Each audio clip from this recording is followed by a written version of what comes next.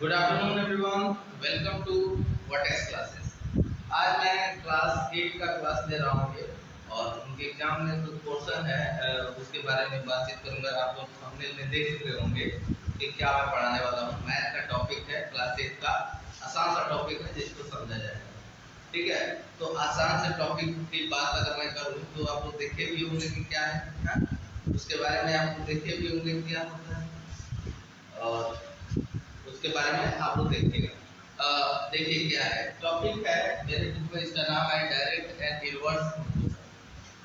Direct and inverse proposal. Inverse proposal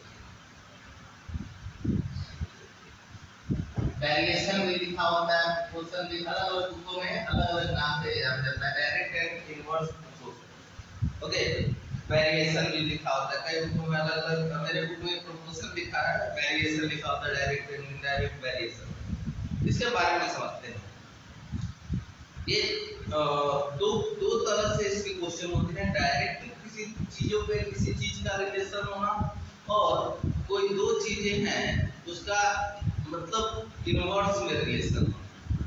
direct में relation से ये मतलब है कि अगर मैं वोल्टेज फैन का वोल्टेज में बढ़ाता हूँ, यानी आज मैं ऑन करता हूँ पोटेंशियल डिफरेंस, इसको बढ़ाता हूँ तो करंट ज्यादा जाएगा, और इसको कम कर दूंगा तो कम जाएगा। तो वोल्टेज और करंट में एक रिलेशन है जो डायरेक्ट का रिलेशन है। कैसा रिलेशन है? डायरेक्ट वेरिएशन है। कहने का मतलब जब एक काम दूसरे काम के साथ हो और वो दोनों एक चीज बढ़े तो दूसरा चीज भी बढ़े, और एक चीज घटे तो दूसरा चीज उसी के रिस्पेक्ट में कम हो, तो ये जो होता है ये जो स्टेटमेंट है ये डायरेक्ट रिलेशन को दिखाता है, डायरेक्ट वेरिएशन। इनवर्स वाले में ठीक इसका उल्टा होता है। ठीक है, एक चीज के बढ़ने से दूसरा चीज कम होती है, तो इस तरह के वेरिएशन को हम इनवर्स वेरिएशन कहते हैं। इसमें मेरे जो एक्सरसाइज 11 है वो फुली चैप्टर डायरेक्ट वेरिएशन पे है। ठीक है, तो डायरेक्ट वेरिएशन के क्वेश्चन कैसे किए जाए, क्वेश्चन देखने के लिए देखिए डायरेक्ट और इनवर्स के दोनों के प्रोसेस को समझते हैं। दो चीजें आप लोग फिजिक्स में भी समझे होंगे। अगर मैं कहूँ प्रोपोर्शन की बात करूँ, डायरेक्ट प्रोपोर्शन, ठीक है, तो प्रोपोर्शनल की बात अगर मैं करूँ तो एक मान लो मैं x, कोई चीज को x मान लिया और दूसरा चीज y है, तो अगर एक चीज बढ़ रहा है तो दूसरा चीज बढ़ रहा है, तो इसको डायरेक्ट प्रोपोर्शन लिखते हैं, डायरेक्ट रिलेशन है। ये प्रोपोर्शनल का साइन है जो अभी आप समझ रहे हैं कैसे लिखा जाता है प्रोपोर्शनल का। ये लाइन वगैरह में प्रोपोर्शनल की ज्यादातर थीसिस वगैरह में बातें मिलेंगी, लेकिन अभी ये प्रोपोर्शन एक साइन है, ठीक है, जो रिलेशन को बताता है। ठीक है, तो डायरेक्ट रिलेशन की बात करते हैं, दो चीजों के बीच में डायरेक्ट रिलेशन है, तो इसका मतलब इस तरह होता है प्रोपोर्शनल में। तो जब भी हम प्रोपोर्शनल का साइन हटाते हैं तो एक इक्वल का साइन लगता है और उसके जगह पे k एक कांस्टेंट नंबर आ जाता है, जिसको आप ऐसे लिखते हो। अब आप y को इधर भेजोगे तो x अपॉन y जो है ये हर समय कांस्टेंट रहेगा, फिक्स रहेगा। यानी डायरेक्ट रिलेशन में x अपॉन y यानी दोनों चीज का रेशियो जो लोगे वो फिक्स आना चाहिए। अदर हैंड इनवर्स वाले में अगर मैं देखूं इनवर्स वेरिएशन में, तो इनवर्स वेरिएशन का इनवर्स मतलब क्या, उल्टा। तो अगर मैं एक को x लिख रहा हूं तो प्रोपोर्शनल का साइन इस पे भी रहेगा, लेकिन ये 1 अपॉन y हो जाएगा क्योंकि ये इनवर्स वेरिएशन है। एक बढ़ेगा तो दूसरा बढ़ेगा तो उसकी वैल्यू कम होगी। तो इस वजह से फ्रैक्शनल में फॉर्म में लिखा जाता है, क्योंकि फ्रैक्शनल में जितना वैल्यू बढ़ती है उसकी वैल्यू क्या होती है, कम होती है। तो इसको हम इनवर्स ब्रेक कर सकते हैं। ठीक है, लिखने का मतलब तरीका है डायरेक्ट सीधे सीधे रिलेशन होता है और इसका उल्टा रिलेशन, यानी एक चीज बढ़ेगा तो दूसरा चीज उसी के रिस्पेक्ट में कम होगा। तो इसमें भी प्रोपोर्शनल का साइन जब घटेगा तो इसकी वैल्यू a की वैल्यू 1 हो जाएगी और 1 अपॉन y हो जाएगी, और 1 अपॉन y जो y को इधर भेजेंगे तो x into y जो रहता है वह इसमें कांस्टेंट। तो दोनों बातें आपको होंगे क्लियर कर दिया मैं कि डायरेक्ट रिलेशन में रेशियो फिक्स होता है। जिस रिस्पेक्ट में आप रेशियो ले रहे हो दो चीजों, दो इवेंट जो हो रहे हैं, और इनवर्स वाले में उनका मल्टीप्लाई फिक्स होता है। और इस हिसाब से क्वेश्चन बहुत सारे बनेंगे। क्वेश्चन पे हम आते हैं एक का दुक्का, और एक दो क्वेश्चन पे आते हैं, एक दो क्वेश्चन पे आते हैं।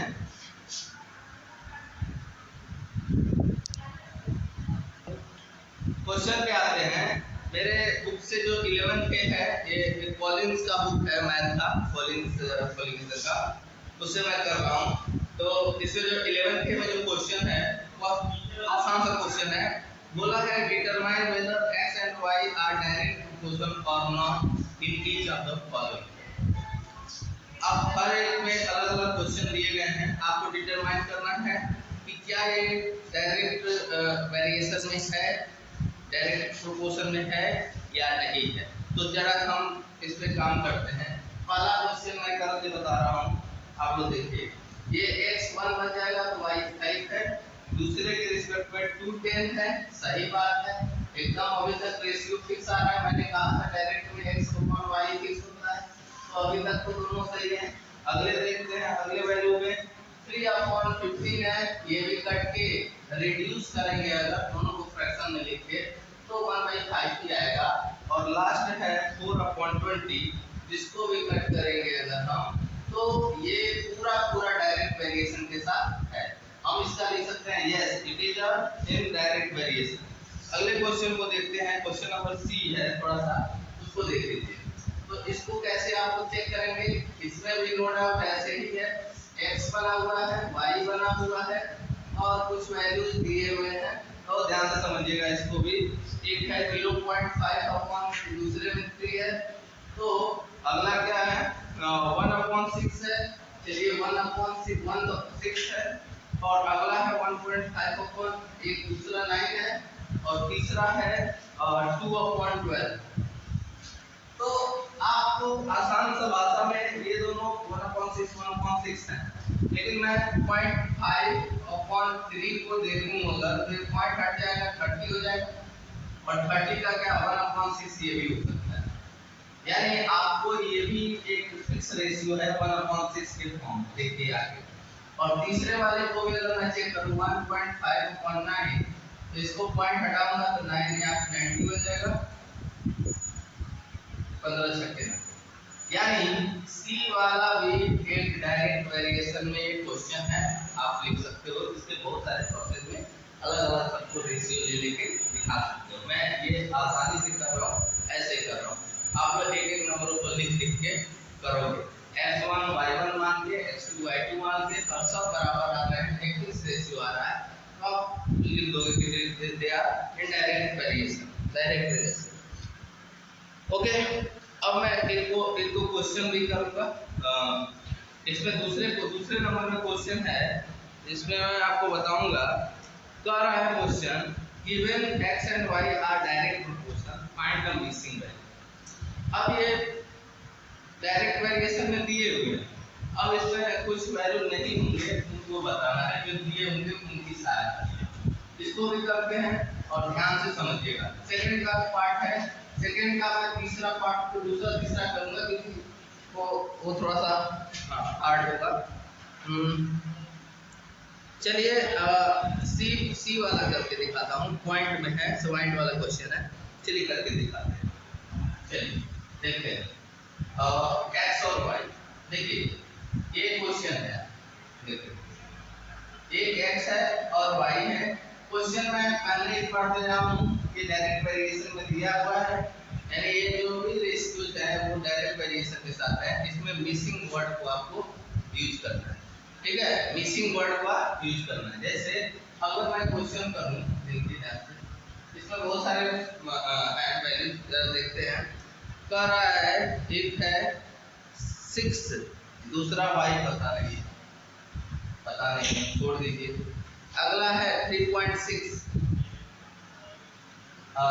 इसके y जो उसके रेशियो में जो y है वो 0.36, ठीक है। और अगला देखते हैं 29 है और उसके नीचे वाले में कोई वैल्यू नहीं गिवन है और अगले वाले में 33.5 है और ऊपर वाले की वैल्यू गिवन है। सिंपल है। ओके, तो अगर मैं देखूं, ठीक है, तो कैसे इसका सॉल्यूशन फाइंड करेंगे? जो दोनों गिवन है उसको ध्यान से निकाल लीजिए, ठीक है। तो लिखोगे क्या, लेट ये क्या है y1 है, ठीक है, हाँ ये वाला क्या है y1 है, तो आप लिखोगे क्या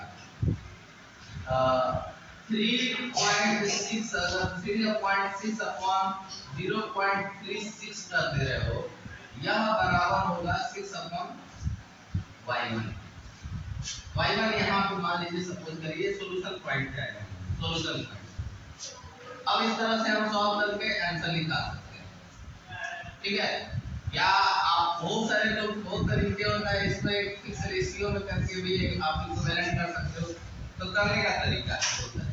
तो यहाँ पे एक जीरो बढ़ा दोगे तो ये लाइक डेसिमल में हो जाएगा, ओके, लाइक डेसिमल में हो जाएगा। अब आसानी से आप पॉइंट को हटा सकते हो, जब दोनों तरफ लाइक डेसिमल है तो 36 से 10 बार में कटेगा, तो बेसिकली 10:1 का रेशियो आ गया।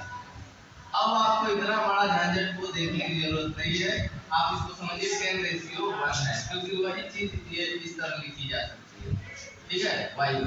अब आप क्या करिए, इसको इधर भेज दीजिए, इसको इधर भेज दीजिए, y1 की वैल्यू चाहिए आपको, y1 = 6/10 हो जाएगा, जिसकी वैल्यू 0.6 हो जाएगी। आपने y1 की वैल्यू 0.6 ला दी, सिंपल सी बात। अब आपको इतने बड़े को नहीं लिखना है, 10:1 लिखिए क्योंकि ये आसान रेशियो है। तीसरे y2 को वैल्यू के लिए आप ऐसा करिए। अब देखिए y2 के वैल्यू के लिए अगर हम काम करें तो y2 अपॉन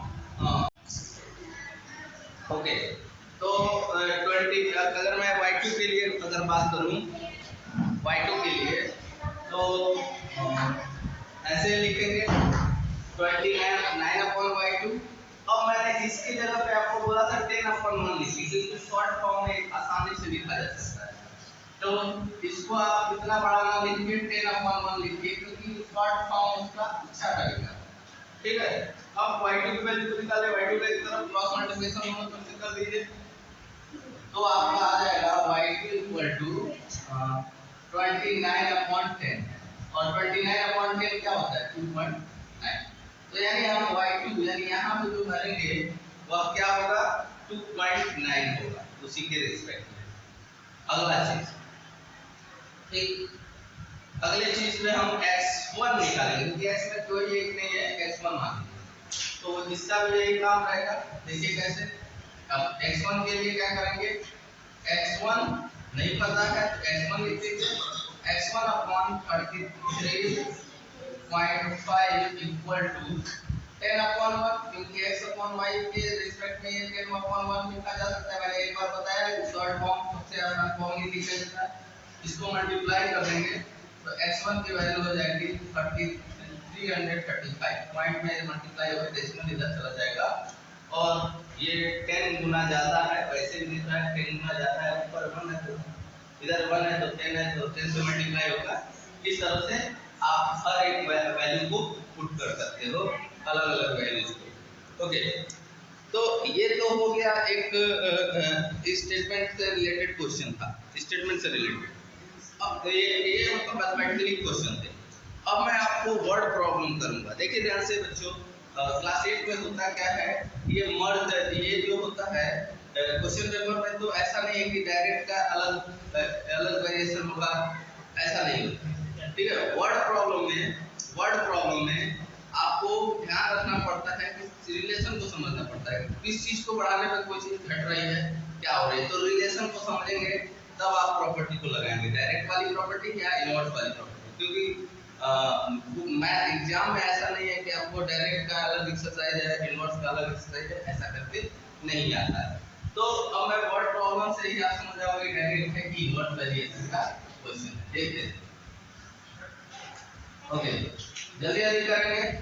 देखो वर्ड प्रॉब्लम को मैं पढ़ूंगा और करूंगा। The cost of 25 kg tomatoes is rupees इतना, what will be the cost of 10 kg tomato। Simple सी बात है, डायरेक्ट वेरिएशन में है। क्योंकि जितना ज़्यादा आप टोमेटो लोगे उतना ज़्यादा पैसा दोगे, जितना कम टोमेटो लोगे उतना कम पैसा दोगे।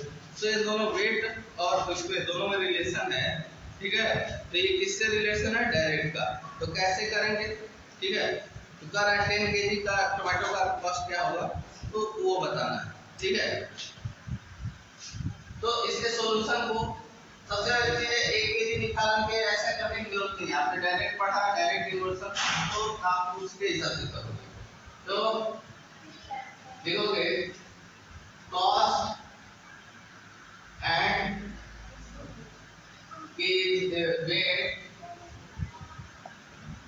of tomato are in direct relation. Tomato are in direct proportion. ये डायरेक्ट प्रोपोर्शन में है, तो आपको 1 केजी ऐसे निकालने का नहीं निकालना है, सीधे सीधे एक रेशियो ले लीजिए। जैसे अगर आप रुपीस को ऊपर लिख रहे हैं, रुपीस एक क्वांटिटी है इसको ऊपर रख रहे हैं, तो उसी के रिस्पेक्ट में उस समय 525 का रुपीस का जो कॉस्ट है 25 केजी का कॉस्ट है, तो 25 केजी नीचे रहेगा। और उसी के रिस्पेक्ट में आपने what will B cost of 10 KG, यानी 10 केजी वाला तो वैल्यू गिवन है और इसको नहीं पता है। तो कॉस्ट, लेट सपोज की कॉस्ट x होगा, लेट सपोज यहां हम लिख लेंगे let the cost of 10 KG equal to x, तो डायरेक्ट रिलेशन है, तो इसमें इस तरह का बन जाएगा। अब x की वैल्यू निकाल लीजिए, तो ये क्या हो जाएगा 525 into 10.25 equal to x, cut जाएगा 25 दूनी 50 और 25 से कम 25, 25 दूनी 50 और 25 से कम 25, और ये दोनों मल्टीप्लाई होंगे तो 210 रुपए, यानी 210 रुपए इसका कास्ट आपको पड़ेगा, ठीक है। 210 रुपए कास्ट पड़ेगा अगर 10 केजी का आप टोमेटो ले रहे हो। सिंपल सी बात है, एक रेशियो का समझिएगा, डायरेक्ट रिलेशन है तो रेशियो का प्रोसेस लगेगा। अगले क्वेश्चन पे आते हैं।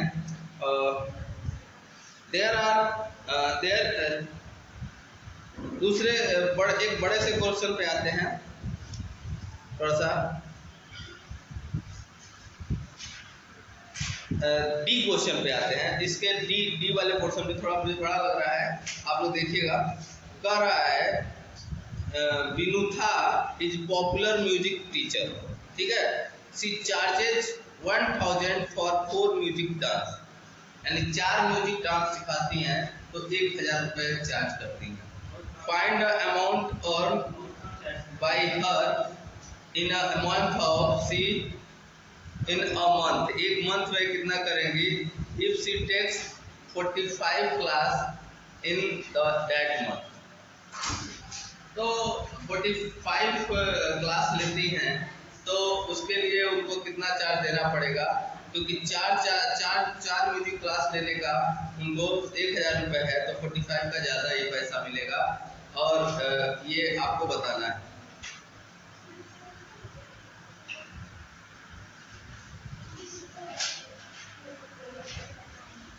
ओके, चलिए देखते हैं। तो इसका भी वही चीज है, जो क्वेश्चन लिखा होगा उसको हम मान लेंगे x y के रिस्पेक्ट में, और उनके बीच के जो रिलेशन दिए गए हैं उनको डायरेक्ट या डायरेक्ट के, भाई डायरेक्ट के रिलेशन में, क्योंकि ज्यादा म्यूजिक क्लास ज्यादा चार्ज। तो लिखा है क्वेश्चन में, एक बार और पढ़ता हूँ। Vinutha is a popular music teacher, she charges ₹1000 for 4 music class, ठीक है। तो चार्जेस और क्लासेस को अगर मैं रेशियो में अगर रखूं, find the amount earn by her in a month if she takes 45 class, ठीक है। तो 45 क्लास लेने का उनका क्या चार्ज होगा, तो late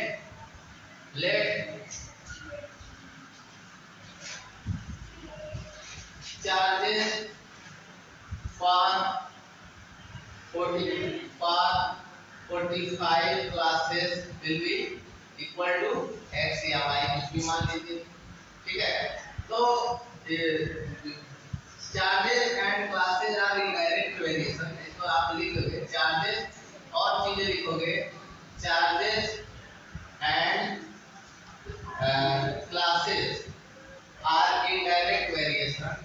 classes are in direct variation, direct variation में है ये।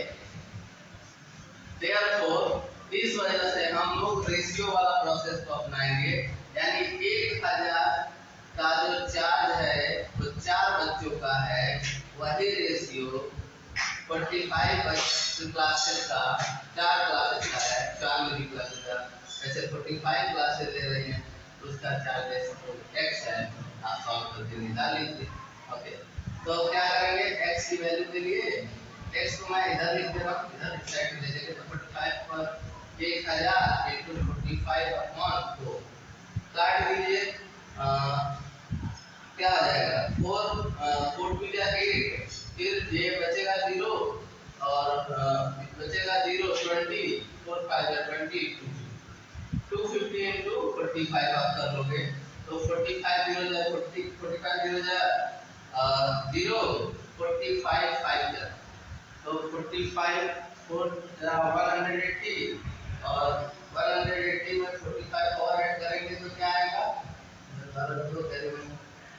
225, तो 225 में 5 हो जाएगा, 22 कैरी रहेगा और 45 हो जाएगा 90 90 और 22 90 और 22 क्या हो जाएगा 2 मतलब 600,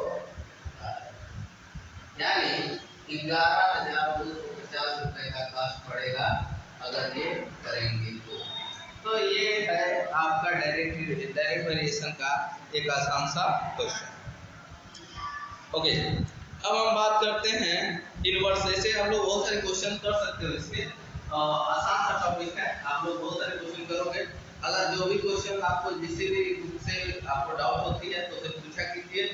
अब हम बात करेंगे इनवर्स वेरिएशन, जो 11 बी का चैप्टर है, जिसमें केवल इनवर्स वेरिएशन से रिलेटेड क्वेश्चन है, उसको देखते हैं। सेम वही चीज इसके साथ पहला क्वेश्चन वही पूछा है इसमें, determine whether x and y are inverse proportion or not। ठीक है, तो आपको बताना है, डिटरमाइन करना है। पहला क्वेश्चन है, ये x है एक y, एक x है एक y है। ओके, तो x है y, अच्छा x और y है 1 5 है 1 5 1 और 5, दूसरा क्या है, दूसरा है आपका 2 and 10, 2 and 10, तीसरा है आपका 3 and 15, तीसरा है आपका 3 and 15 और चौथा है आपका 4 and 20। तो ये डायरेक्ट इनवर्स वेरिएशन है कि नहीं है उसको जान सकते हैं। तो लिखा है क्वेश्चन में, determine whether x and y are inverse proportion और not each of the following. ये इनवर्स में है कि नहीं, तो इनवर्स के लिए आपको मैंने बताया था कि मल्टीप्लाई फिक्स होना, ये डायरेक्ट में है, देखो एक बढ़ रहा है दो बनाते हैं, ये डायरेक्ट का रेशियो दिया है, तो this is not in inverse variation, क्योंकि इन दोनों का मल्टीप्लाई कभी भी इसके बराबर नहीं। अगर मैं कहूं x1 y1 का मल्टीप्लाई x2 y2 के मल्टीप्लाई के बराबर नहीं है, इस वजह से ये डायरेक्ट वेरिएशन में नहीं है, सिंपल सी बात है। ओके, नहीं हाँ, तो गिव द, अब मैं बात करूंगा और दूसरे क्वेश्चन पे, उसी के तर्ज पे दूसरा क्वेश्चन जैसे डायरेक्ट का वैसे इनवर्स का भी है। दूसरे क्वेश्चन में given x y inversely proportional, find the missing values. अब आपको मिसिंग वैल्यूज को पूछा है, आप लोग ध्यान से, इसके बहुत सारे क्वेश्चंस आएंगे जिसको आप लोग कर सकते हो, थोड़ा सा टाइम की कमी की वजह से पूरा क्वेश्चन मैं नहीं करा पा रहा हूँ डेसिमल, ठीक है, तो उसको भी देख लीजिएगा। चलिए मैं एक और क्वेश्चन जो चौथे नंबर का क्वेश्चन है, सेकंड का, थोड़ा सा मुझे लग रहा है बड़ा है, क्या है लेकिन वो आप लोग देख लीजिए। ओके, देखते हैं, ठीक है। तो अगर मैं कहूँ इनवर्स वेरिएशन है कि नहीं उसको देखते हैं। तो अगर मैं कहूँ तो कुछ वैल्यू दी हुई है, इनवर्स वेरिएशन में है तो इसका मिसिंग वर्ड आपको बताना है, सेम उसी के तर्ज पे जो पहले आप डायरेक्ट वाला किए, x और y है। ओके, x और y है, ठीक है, तो इसमें आपको 10 है, x y कुछ नहीं है, लेकिन अगला है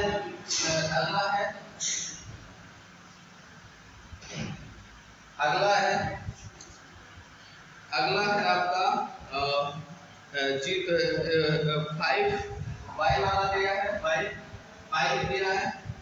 ओके, अब हम क्या करेंगे, फिर x के बारे में देखेंगे। x और y दोनों इसमें दिए गए हैं, 4 और 0.5, 4 और 0.5। अगला है 8 आपको y वाला दिया है, वो वाला ब्लैंक है, तो आपको बताना है। इसमें साफ साफ लिखा गया है कि ये कैसे वेरिएशन है, कैसा वेरिएशन है।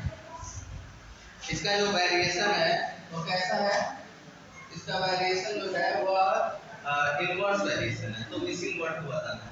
तो मैंने बोला कि इन दोनों का मल्टीप्लाई किस होना चाहिए, यानी अगर x3 into y3 जो है x3 y3 मान लिया, तो इन दोनों का मल्टीप्लाई वही होगा जो x1 into x1 into 5 होगा। x1 into x1 की वैल्यू तो दी हुई है, x1 मान लीजिए, लेकिन y1 होगा y। अब देखिए x1 की वैल्यू 10 गिवन है और x2 y3 पूरा गिवन है। 4 into 0.5 equal to 4 into 0.5 equal to x1 क्या है, हो गया। ओके, तो x1 की वैल्यू आपको गिवन है 10 और y1 की वैल्यू इसके स्टेप में नहीं पता है, आप इसको सॉल्व कर लेंगे। ये क्या हो जाएगा, 4 5 20 यानी 2 हो जाएगा और 2 by 10 हो जाएगा इसकी y1 की वैल्यू, और इसको आप 0.2 भी लिख सकते हो। क्या लिख सकते हो, y1 को 0.2 लिख सकते हो। ये 2 अपॉन 10 को 3 बटा के पॉइंट यहाँ लिख देते हैं, ऐसा हो जाएगा। ऐसे ही आप अदर दो आंसर को भी कर सकते हो। इसको समझिए अब 2 है, अब आपको ज़्यादा उसको परेशान करने की जरूरत नहीं है, सीधे सीधे x2 into y2, ठीक है, इस 2 खाली, क्योंकि इनका मल्टीप्लाई वैल्यू आ गया 2, सिंपल सी बात है, ठीक है। तो अगर मैं कहूँ y2 क्या है 5, तो मैं x2 को ऐसे छोड़ के y2 को भेज दूंगा 5, तो इसकी वैल्यू क्या रहेगी 20